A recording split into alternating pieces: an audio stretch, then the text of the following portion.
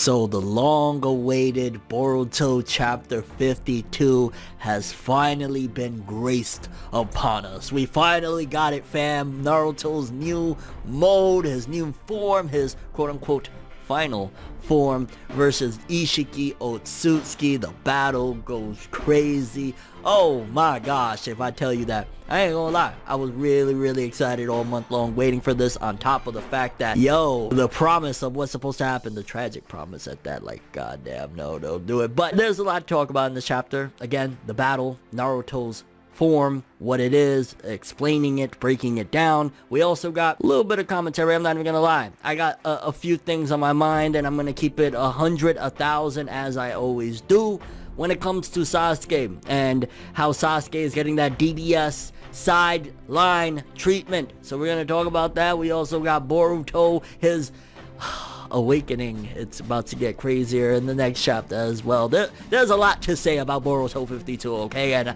I'm ready to do it. You ready to do it? I'm ready to do it. So without further ado, let's talk some of that Boruto manga greatness!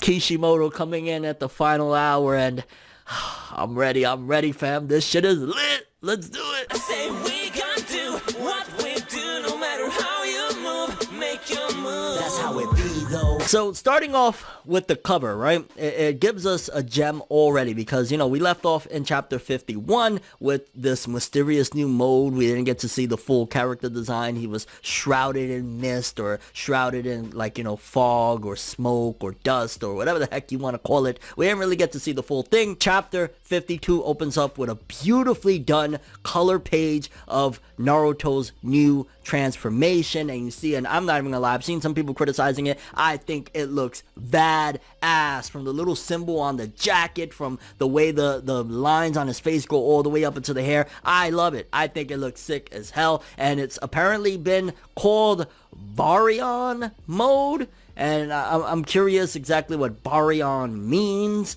Let's check it out. What does Baryon mean? A subatomic particle such as a nucleon or hyperon that has a mass equal to or greater than that of a proton. Basically, Naruto's about to blow shit up. So we got a name for it, Baryon mode, and I ain't gonna lie, like, that's one of my favorite cover pages of 2020 Boruto. Like, that shit look hype as hell. This is an iconic moment in the Boruto franchise. Once we get like a really iconic and awesome game by whatever studio, you know that this is going to be a big deal. This is going to be like a major selling point for that video game. So seeing it, I was hype. And again, Kishimoto being behind this, supposedly he was supposed to start with 52. I'm not 100% honestly bought in on the idea that he did the script for this one, but that's a whole other story for a different video. Either way, this shit looks hype. And the chapter opens up with a dialogue of ISSHIKI thinking to himself, yo, what the hell is this gigantic increase, and why didn't he use this before? And Sasuke showing what par for the course of 52 he will be doing, of asking the same question, like, holy shit, what the hell is this? Why haven't I seen this before? And that's pretty much going to be Sasuke's job, despite the fact that he is, you know, a legendarily strong shinobi, his, you know, Sharingan, Rinnegan, all of these things that he has in his arsenal. He's just going to be chilling back. Yo, I got my ass kicked. I took the L, fam. I tried to catch a fade with ISSHIKI, and I got bopped. So he's going to just be doing commentary throughout the chapter. And let me get off my Sasuke rant now before we go any further. And I'll mention it here and there, but I want to just get this off. I'm not liking what they're doing to Sasuke's character, what they've been doing, but like, you're seeing it more and more evident as it's moving forward. And I don't know if this is a V-jump thing. I don't know if this is a, hey, these are the vet manga, like what's happening with Dragon Ball Super,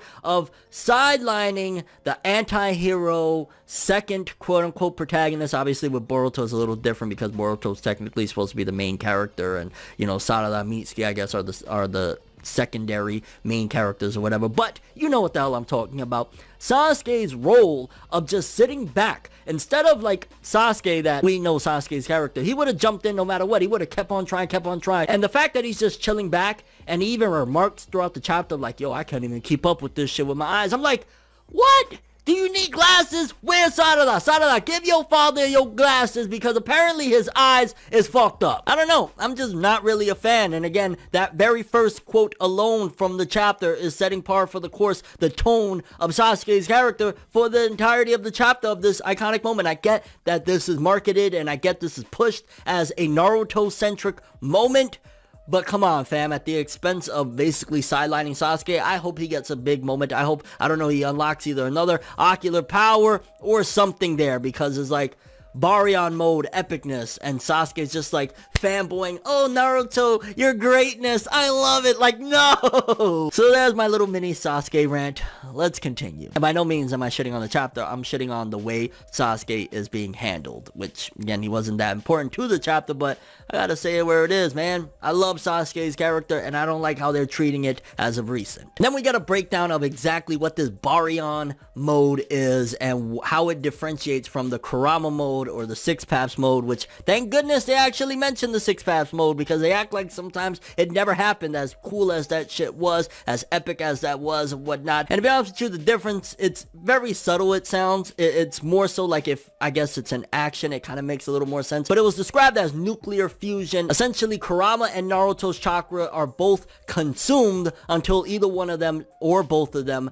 die. So it's a little bit more of like a life or death situation. It's combining the chakras to create something brand new, and essentially it's them giving their life to do it, essentially draining the swamp. If this is a cup of chakra, it's basically poking holes at the bottom, and it's until they die, the chakra's just like flooding down, you know what I'm saying? The cup is broken on the bottom and the chakra's just going non-stop down, opposed to maybe like tiny little holes and somebody continuing to pour juice. There's no more juice being poured, it's just like they're cutting holes at the bottom of the cup. And I know maybe that's not the best way to describe it, but that's how I kind of took it. And then we had a lot of action, because this was an action-packed chapter. Naruto kicking his ass, which in the spoilers, it didn't give off that vibe. I'm not even gonna lie. It looked like Baryon mode was not all that impressive in the spoilers, but when you see it, he was kicking his ass alone in the exchange prior to them going off to another scene. I want to say I counted it up, and Naruto hit him with 5 hits before then. And again, maybe in the anime it'll show different, but I seen at the very least, again, before they do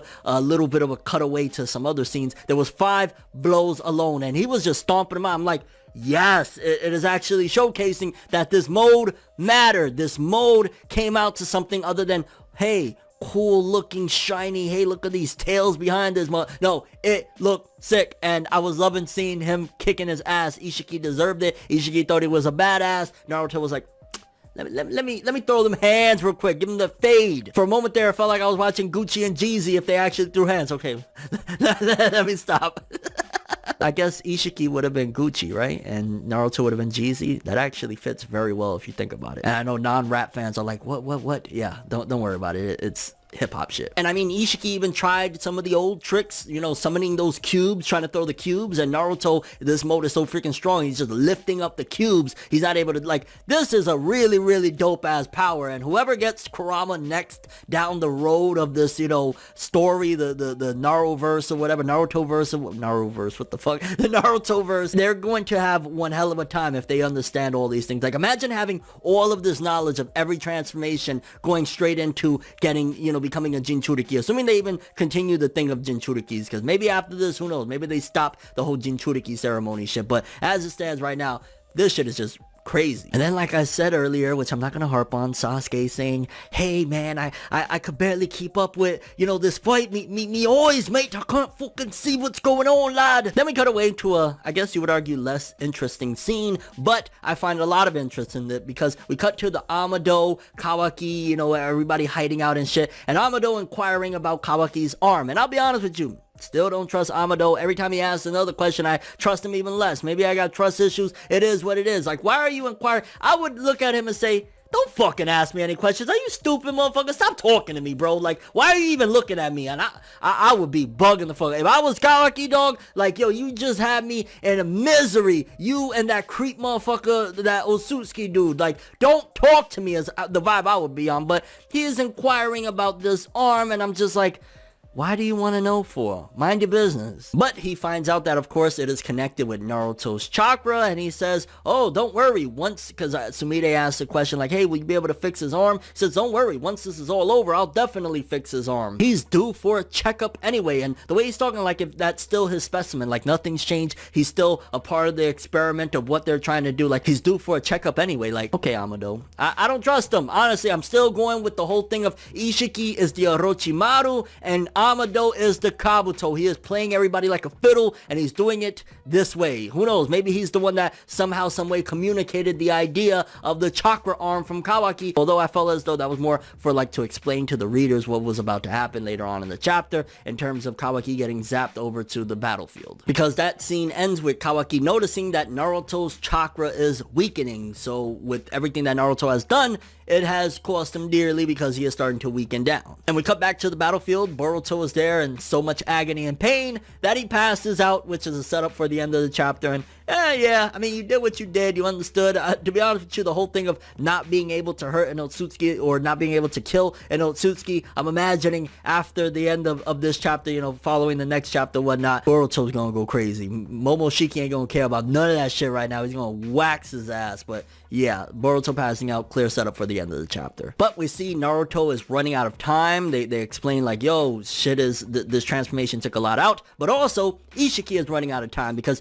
Ishiki starts spitting up blood. And I'll be honest with you, it did feel convenient for the plot of what gets explained following that. But hey, it is what it is. I mean, you gotta get this new transformation some type of value in terms of what Naruto has just undergone, the Baryon mode. Like, if you're gonna have this new mode, let it be something strong. And at the end of the day, if it's going to cost Naruto his life, come on, give it some type of equivalent exchange. Like, yeah, it's gonna cost him his life, but he's gonna be able to do major things. And I ain't gonna lie, when Naruto says that line of, now the real game begins, let's see who's going to die first. Oh, I can't get over that line. That was like my favorite of this chapter, hands down. It's just so epic, so savage. Of like, Naruto, he's a different breed. And honestly, I think even a 15, 16-year-old Naruto would have said the same shit. Like, you know, he's been a savage for a long time, and him saying that, like, you could tell he's already accepted death. Like, he's cool with it. As long as he's able to take this dude down and save his village, I die. Which gives me real strong Hiruzen vibes if you think about it. Like, a lot of this feels like, again,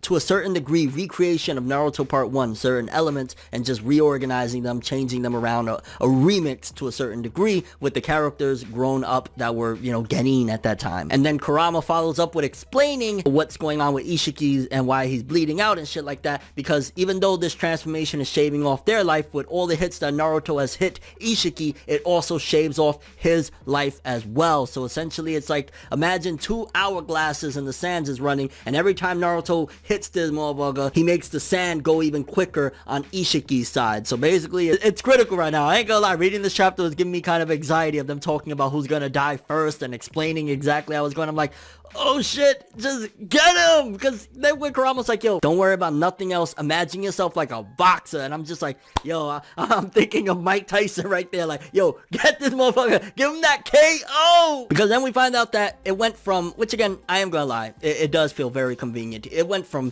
20 hours, he had 20 hours of life in this Ishiki Otsutsuki body that again wasn't perfected because he didn't have Kawaki's body when he transformed, to 30 minutes, and even gets less later on in the chapter, but it went from 20 hours to 30 minutes, which it's a credit to the transformation that Naruto underwent, which I'm imagining that means, like, if you equate it to what exactly had happened, it's not like, hey, he's, you know, hitting him and plot is happening. It's more than likely due to the chakra, I'm imagining. It's not actually like his life, or maybe it's the life energy that he has, I'm assuming, and that's how it went from 20 hours, which, again, by that point, I want to say, throughout the total of the chapter, Naruto hit him, funny enough, I want to say it was 9 times. 9-tails fox, 9 times.